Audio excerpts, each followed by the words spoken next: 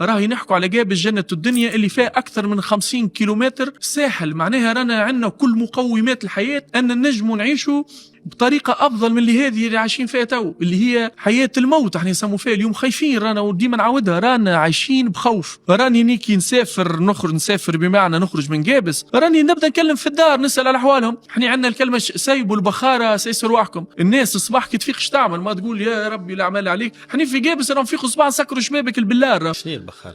البخارة هي الغازات المواد السامة اللي في السماء، اللي من غير ما نبقى نحكي لك هم شنو الأنواع، خاطرهم برشا غازات سامة تتسيب 24 ساعة على 24 ساعة، وساعات يكثروا الدوزاج في الليل مؤخر كي الناس ترقد. يقول لك أنا سايبوا البخارة الساعتين 3 كيما الحاجة إن شاء الله ربي يشفاها واللي صورت معاها، اللي هي من صفاقس، أصيل صفاقس، عاشت في شط السلام. قالتها شهادة معناها وحكيت فيها، قالت راهو لاباس ومعناش حتى مرض وراثي، نفيق الفجر نوض نصلي نحك في عيوني بالوقت اليوم المرأة مع الشوف. وين تعالج في ولاية صفاقس مش في جابس، خاطر مشيت لجابس قالوا عليها حساسية، وهي إفرازات من المواد السامة اللي سيبوا فيها ذاك الوقت بكري، خاطر يقول لك الناس معناها هانهم راقدين.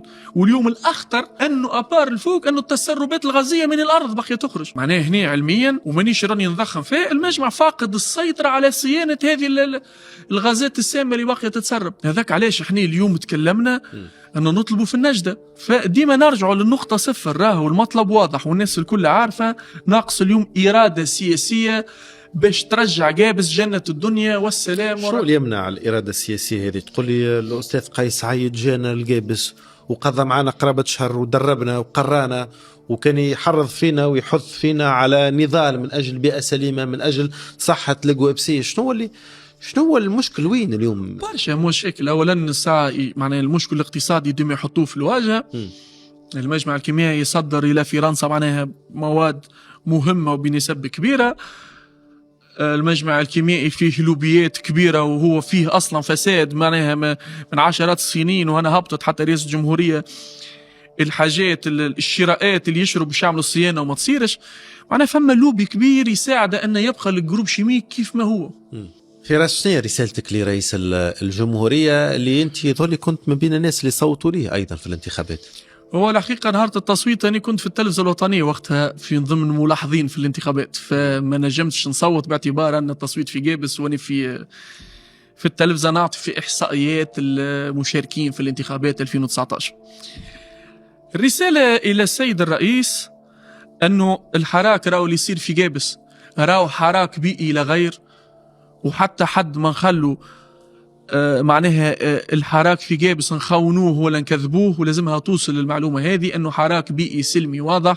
ونطلبوا منك سيد الرئيس أنك تعطي الشعب حقه وهو المطالبة بتفكيك الوحدات. ننتظروا منك قرار فوري وثوري ينصف أهالينا في جابس بتفكيك الوحدات الصناعية وإخراج هذا المجمع إلى مناطق غير سكنية وإخراجها من ولاية جابس. هذا مطلب السيد الرئيس لو كان بالرسمي يقرر، فصدقني باش يكون قرار تاريخي للتاريخ يحكوا عليه الناس في المستقبل. وإن شاء الله ما يتخيبش أمالنا ونبقوا على هذا الحال وتبقى جابس حزينة إلى أن نموتوا أجيال وأجيال، وربما يجيش جيل آخر هو اللي ينقذ جابس من هذا السم القاتل اللي هو التلوث. لو ما يتمش هذا احنا باش نواصلوا حراكنا السلمي البيئي واحتجاجاتنا السلمية البيئية. شو فما إمكانية لخطوات تصعيدية؟ علاش لا؟ لأنه احنا راو ميتين، احنا راو الغازات تضرب فينا كل يوم. احنا ما اللي عملناه راه مش ايفينمون باش نروحوا السلام عليكم، احنا نطالبوا بالحياة، احنا باقيين نطالبوا أن نتنفسوا هو نظيف. التحركات الاحتجاجية باش تبقى مادام مازال فينا نفس.